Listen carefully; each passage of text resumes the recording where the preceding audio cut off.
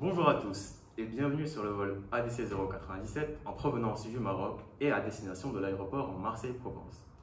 Nous vous invitons à bien vous installer et à mettre vos ceintures dans le cadre d'une présentation orale pour les Olympiades nationales de physique. Aujourd'hui, nous vous en apprendrons un peu plus sur le moyen de transport que nous utilisons actuellement. J'ai nommé l'avion. Tout le monde aime voyager, découvrir de nouvelles cultures, changer un peu d'air. Malheureusement, avec la pandémie, il est devenu extrêmement difficile de traverser les frontières et pour être honnête, nous sommes devenus très nostalgiques du voyage en avion. Vous souvenez-vous des moments où vous étiez assis à côté du hublot? Nous, oui, et en focalisant notre regard sur l'aile de l'avion, nous sommes posé la question suivante. Comment un objet aussi massif peut-il voler avec tant de facilité? Il faut savoir qu'un avion Airbus A320 pèse entre 50 et 70 tonnes, ce qui est énorme. En règle générale, pour un objet massif ou non, il est extrêmement difficile de déterminer sa trajectoire quand elle tombe dans les airs. On peut prendre le cas de la chute d'un objet très léger, comme une plume par exemple, puisqu'on ne sait pas si cette dernière va tomber directement au sol ou suivre la trajectoire du vent. On peut ici mettre l'hypothèse que si un avion a une trajectoire plutôt si prévisible et si stable, c'est grâce à un moteur assez puissant qui lui permet de s'envoler dans les airs et de voler de façon stable. Pourtant, si on applique ce dit moteur à une voiture, on peut directement prévoir que dès lors que cette dernière va quitter le sol, elle s'écrasera tout de suite après. Mais alors, qu'est-ce qui explique qu'un avion puisse voler et contrer les forces du vent avec tant d'aise? Est-ce un engin doté de capacités qui vont au-delà du savoir humain en mécanique? Avons-nous entraîné ces avions pour être aussi doués dans les airs qu'un surfeur sur une vague? Ou en d'autres termes, en reprenant le titre de notre mémoire, comment les avions surfent-ils sur le vent? Pour répondre à cette question, nous commencerons tout d'abord par l'expérience du ballon baudruche qui nous permettra d'étudier les différents types d'écoulement. Ensuite, nous étudierons le théorème de Bernoulli qui nous permettra notamment d'introduire le concept de portance.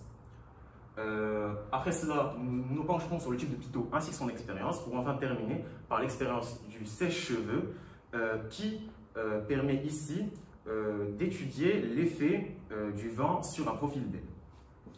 Commençons par l'expérience du ballon de baudruche. Son objectif est de visualiser le concept d'écoulement laminaire.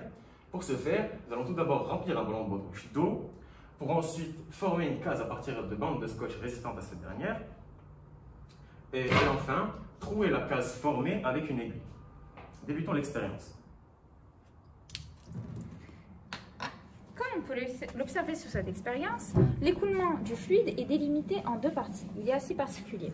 D'un côté, on observe un écoulement droit, lisse, voire parfait au niveau du trou de la canalisation, tandis que d'un autre côté, on a un écoulement assez déstructuré, voire chaotique, que l'on pourrait rapprocher à l'écoulement d'un robinet lorsque l'on ouvre. On définit ce régime d'écoulement comme laminaire, tandis que celui-là est turbulent. Les types d'écoulement ne peuvent être obtenus dans les mêmes conditions. Ce qui différencie un écoulement turbulent d'un écoulement laminaire est une valeur que l'on appelle le nombre de Reynolds. Il s'agit d'une valeur sans dimension qui permet de déterminer la nature de l'écoulement. Si cette dernière était supérieure à 3500, on aurait un écoulement turbulent, tandis que si elle était inférieure à 2000, l'écoulement serait alors laminaire. Petite remarque, pour que le nombre de Reynolds soit supérieur à 3500, on n'est pas supposé avoir des conditions nécessaires pour l'écoulement du fluide étudié. Tandis que pour avoir un nombre inférieur à 2000, il nous a fallu mettre en place tout un dispositif expérimental, comme nous avons pu l'observer précédemment. Nous avons bien sûr choisi d'étudier le cas de l'eau afin de mieux visualiser le principe de l'écoulement laminaire, parce qu'avec l'air, ça n'aurait été pas observable. Donc, ce nombre s'exprime selon une formule, pour ρ fois dH fois V divisé par nu. Donc, on comprend que le nombre de Reynolds dépend de la nature du fluide, notamment de sa masse volumique, mais aussi de sa viscosité, qui correspond aux forces de frottement du fluide contre les parois de la canalisation qu'il traverse, de la vitesse de l'écoulement du fluide, mais aussi d'une distance caractéristique. Ici, on parlerait du diamètre du trou par lequel est passé le fluide. Et on sait que si ce trou avait été plus petit, on aurait quand même observé un écoulement laminaire, mais sur une plus petite distance autour du trou du ballon. Or, l'écoulement de l'eau est séparé en deux temps, alors que le jet d'eau est soumis aux mêmes conditions à tout instant T, comme on a pu l'observer. On en conclut donc que ce qui différencie le régime d'écoulement d'un fluide d'un autre est sa force de viscosité. Dans le domaine aéronautique, le nombre de Reynolds est de l'ordre de 10 puissance 8. On peut conjecturer donc que l'écoulement de l'air au voisinage d'une aile d'avion sera turbulent. Or, nous allons voir par la suite, à travers les prochaines expériences, qu'il n'y a pas que la nature de l'écoulement de fluide, de l'air qui permet à un avion de voler.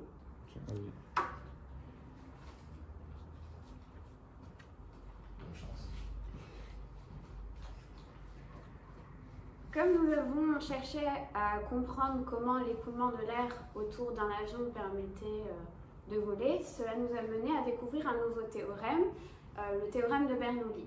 Donc on suppose que l'air est un fluide parfait, c'est-à-dire qu'il est incompressible et dont les effets de viscosité sont négligeables. Et ce théorème s'énonce comme étant les différences de pression en deux points plus la masse volumique de l'air fois l'intensité de la pesanteur fois la différence de hauteur entre ces deux points, plus 1/2 fois la masse volumique fois la différence de vitesse en ces deux points au carré, est égal à une constante. On peut partir du principe que ce théorème consiste à l'application du principe de la conservation de l'énergie mécanique appliquée au fluide, donc où la pression désigne l'énergie mécanique volumique, la masse volumique de l'air fois l'intensité de la pesanteur fois la hauteur et l'énergie potentielle volumique, et 1/2 fois la masse volumique fois la vitesse au carré et l'énergie cinétique volumique. Donc, lorsque l'on applique ce théorème à l'écoulement de l'air autour d'un profil d'aile, on remarque tout d'abord que le profil d'aile a une forme spécifique. Il est plat en dessous, c'est l'intrado, et bombé au-dessus, c'est l'extrado. Cette forme crée une différence de vitesse de l'écoulement de l'air. Donc au niveau de l'extrado, la vitesse est supérieure et au niveau de l'intrado, elle est inférieure. C'est-à-dire, donc, quand on utilise le théorème de Bernoulli, que la pression au niveau de l'intrado est supérieure à la pression au niveau de l'extrado. Cela résulte en une force dont le sens est vers le haut, que l'on nomme la portance. Pour mieux comprendre ce phénomène, on peut utiliser les lois de Newton. Donc on se place au moment où l'avion est en phase de décollage, et d'après la première loi de Newton, qui désigne le principe d'inertie, comme l'avion est en phase de décollage, il a donc une accélération, donc il n'est pas en mouvement rectiligne uniforme, et donc la résultante des forces qui s'appliquent au système n'est pas nulle. Et d'après le théorème de Bernoulli, c'est ce qu'on appelle la portance. De plus, d'après la troisième loi de Newton, lorsque un objet exerce une force sur un second objet, ce second objet exerce une force réciproque sur le premier objet. On comprend donc que l'aile exerce une force sur l'air, et cela permet de comprendre le phénomène de dépression où l'air est plus comprimé au niveau donc, de l'intrado. Donc, on a vu que le théorème de Bernoulli relie altitude, pression et vitesse d'un fluide le long d'une ligne de courant. On va voir que ces équations permettent de mesurer la vitesse d'un avion en vol. Pour cela, on utilise un appareil, le tube de Pitot, qui est placé sur les avions et qui permet de mesurer la vitesse de l'air par rapport à l'avion. Si on part du principe que l'air est immobile dans le référentiel géocentrique, on peut alors déduire la vitesse de l'avion. Donc ce schéma représente approximativement comment fonctionne un tube de Pitot. Il est en réalité constitué de deux tubes. Pour chaque tube, l'une des deux extrémités est placée dans l'écoulement et l'autre est connectée à l'une des deux extrémités d'un tube en U dans lequel on a placé un fluide liquide comme de l'eau par exemple. Par ailleurs, il faut faire attention à ce que l'un des deux tubes soit placé face à l'écoulement de l'air et l'autre de manière perpendiculaire. Donc, le principe va être de mesurer la différence de pression de l'air entre les points A et B. En réalité, dans un vrai tube de Pitot, cela se fait grâce à des baromètres très précis, mais ne disposant pas de ce genre de matériel, on a décidé de représenter la différence de pression par une différence de hauteur dans un fluide, dans un tube en U. Donc, connaissant cette différence de hauteur, et partant du principe que la pression sur ce point-là est la même que la pression en B, et que la pression sur ce point-là est la même que la pression en A, on peut connaître la différence de pression entre les points A et B. En plus de cela, si on part du principe que les points A et B ont une attitude similaire, on peut connaître la différence de vitesse de l'air entre ces deux points. De plus, on a fait en sorte que le tube au point B soit face à l'écoulement de l'air. On peut donc raisonnablement supposer que la vitesse de l'air en le point B est nulle, et donc on peut calculer la vitesse de l'air en A. On a donc essayé de reproduire le fonctionnement d'un tube de Pitot grâce à une expérience. On va créer un mouvement d'air avec un aspirateur, et le but va être de déterminer la vitesse de l'air. Pour cela, on fait exactement la même chose que sur ce schéma. On a donc deux tubes en plastique. Ce tube-là est positionné de manière perpendiculaire à l'écoulement de l'air. On a donc ici notre point A, et celui-ci est positionné de manière parallèle à l'écoulement de l'air. C'est donc ici notre point B. Les deux tubes sont reliés aux deux extrémités d'un tube en U dans lequel on a mis de l'eau. Donc si on active le dispositif, on va voir une différence de hauteur se créer entre les deux interfaces OR. C'est ce que l'on va faire.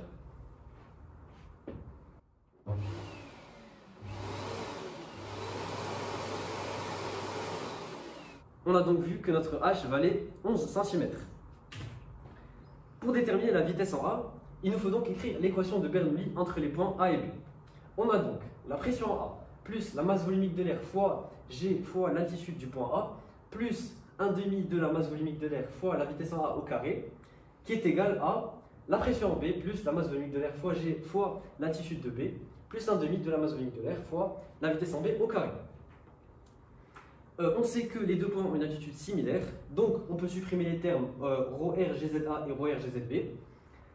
Et on sait aussi que la vitesse en B est nulle puisqu'on a placé le tube de sorte à ce que ça soit le cas. On peut donc aussi supprimer le terme 1/2 de ρr-vb carré. Il nous reste donc une équation un peu plus simplifiée. Pression en A plus 1/2 de ρr-va carré égale à pression en B. D'après la loi fondamentale de la statique des fluides, on sait que la pression en B est égale à la pression en A plus la masse volumique de l'eau fois G fois notre hauteur H. On peut donc remplacer la pression en B par son expression en fonction de la pression en A. On a donc une équation et un terme pression en A de chaque côté de l'égalité qu'on peut donc supprimer. Il nous reste donc une équation dont la seule inconnue est la vitesse en A. Si on la résout, on trouve que la vitesse en A est égale à la racine carrée de 2 fois la masse volumique de l'eau fois G fois H divisé par la masse volumique de l'air. Et en faisant l'application numérique, on trouve que la vitesse en A vaut 42 mètres par seconde. Donc, après avoir découvert toutes ces notions, nous avons voulu mettre en place une expérience qui vise à reproduire le vol d'un avion à petite échelle afin de mieux visualiser la force de portance et éventuellement de la modéliser. Donc pour cela, nous avons utilisé une feuille de papier que nous avons pliée en forme de profil d'aile que nous avons troué par 2 bouts de paille qui y sont attachés. Et ensuite, nous avons fait passer 2 fils tendus verticalement par ces bouts de paille afin que l'aile soit immobile horizontalement. De cette manière, nous allons pouvoir observer seulement le déplacement vertical de l'aile que nous allons créer grâce à un sèche-cheveux qui va donc générer un vent incident et donc une force de portance grâce à l'air qui va s'écouler autour de ce profil d'aile. Donc on peut réaliser l'expérience.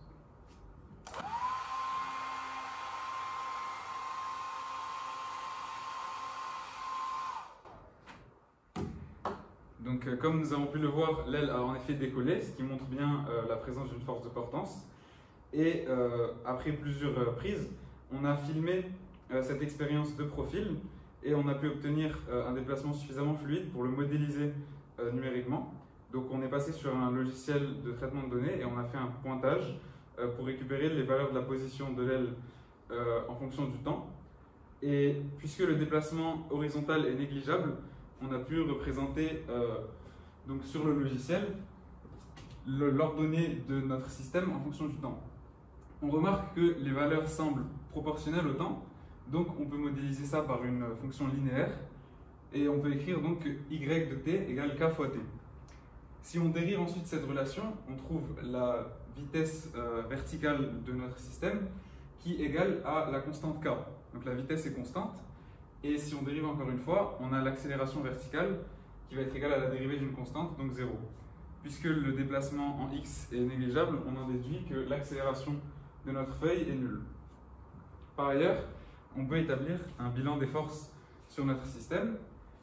Puisqu'on sait que la force de traînée va être compensée par les fils et on néglige la force de frottement créée entre les pailles et les fils, puisque les pailles sont assez larges, on peut dire que le système ne subit que deux forces, qui sont son poids et la force de portance donc créée par le vent. Grâce à la deuxième loi de Newton, on sait que la somme des forces subies par le système est égale à la masse fois l'accélération. Et on a trouvé précédemment que l'accélération était nulle, donc on en déduit que la somme des forces est nulle. On peut alors trouver que la force de portance est opposée à la force au poids. Donc c'est une force qui a une direction verticale, qui a un sens vers le haut et qui a la même norme que le poids. C'est ce qu'on aurait pu trouver par ailleurs avec le principe d'inertie, puisque notre aile a un mouvement rectiligne uniforme, eh bien les forces qu'elle subit se compensent. On en déduit donc que la force de portance est égale au poids. Donc on est dans une situation qui correspond au décollage d'un avion réel lorsque l'ascension est constante, pas au début où l'ascension va plutôt accélérer, l'avion va plutôt accélérer, et à une phase de croisière également où les forces de poids et de portance vont se compenser puisque le déplacement vertical est nul. En nous posant à quelques mots d'apparence simple, nous avons pu répondre à la question qui se pose derrière la mécanique du vol d'un avion par le biais de toutes les expériences que nous avons effectuées. Nous avons pu étudier l'air et les différentes caractéristiques qui régissent un fluide en général et nous avons essayé de comprendre les interactions entre ces caractéristiques et l'aile d'un avion. Et tout cela nous a permis de comprendre le déplacement d'un avion dans l'air et de démentir la fameuse idée reçue qui dit que les avions volent, car bien que démunis d'une magnifique crinière de surfeurs, ce sont eux-mêmes de véritables surfeurs du vent. Merci à tous, j'espère que vous avez passé un agréable vol et voilà. Je ne sais pas comment terminer, c'est pas grave.